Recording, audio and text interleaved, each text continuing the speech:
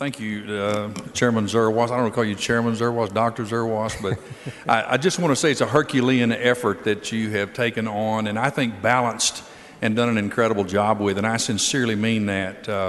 You're someone that listens, and someone who takes the role of head of appropriations, and you've taken that seriously, and having to balance all the different aspects of this, it's overwhelming. It's a challenging for me just to try to read through it, let alone help craft it. So I want to thank you for that, and genuinely. And I would say thank you on behalf of the whole committee. It's been absolutely a team effort, and I owe any success that we've had to all the very hard-working and talented individuals that the Speaker allowed to serve on the committee, as well as the many, many staff members. So, but thank you, I appreciate that. Well, you're exactly right, and you've got some very talented people around you, and they do a very, very good job.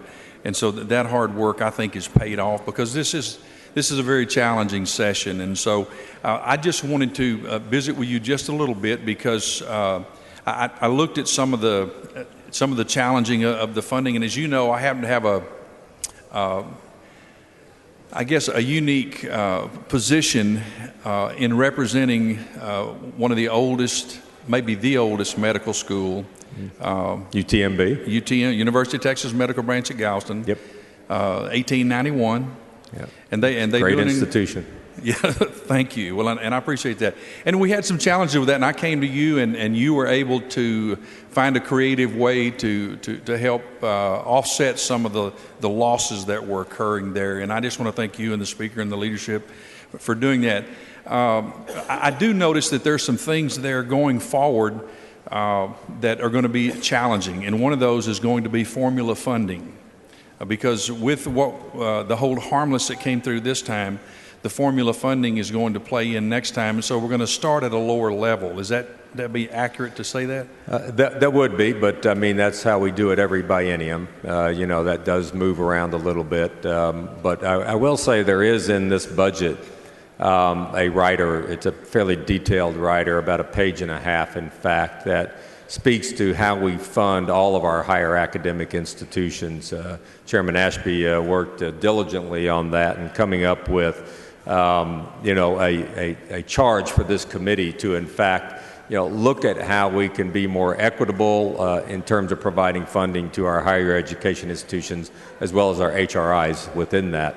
And I think there are going to be some good things that come out of that committee that are going to look at that. It's going to specifically look at formula funding, going to specifically look at these things that we have up to this point called, sort of special items. It connotes the wrong thing, whereas those special items actually are critically important to the everyday functions of certain universities and HRIs. So we're going to have some expectations to come out of that joint committee that'll work to really kind of come up with some methodology to achieve that. The Senate worked on this to some extent in something of isolation.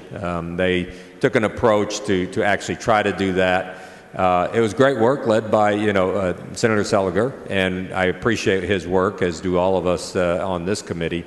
But we did not work the bill that way. And so one of the greatest challenges that Chairman Ashby had coming together with his counterpart was, how do we make these two bills work and come together? I think I can speak for him that was a Herculean task, and I'm glad it was in his book of work and not mine, but per se. But he did a tremendous job of ultimately bringing a budget pattern to you today that looks much, much more like the House than the Senate. There were some things we had to cut, and anytime we start doing this and look at the product, sometimes we have to come back and rebalance some of the numbers, add some money in certain places and things like that. UTMB was one of those institutions that kind of fell victim to all of that, and we were able to make some sort of last-minute efforts to bring that into a more equitable place. So I appreciate exactly what you're saying. I will tell you Article 3, the education article, and specifically the higher education institutions are always going to be an incredibly important part for each of us because that's a big part of what we do representing the interests of those particular institutions out there. And I'm pleased that we were able to help UTMB out. Representative Faircloth, you were instrumental in bringing that to our attention and helping us understand the importance that was needed to have in terms of bringing a better approach to them. And I know that they're incredibly grateful for the efforts that you made.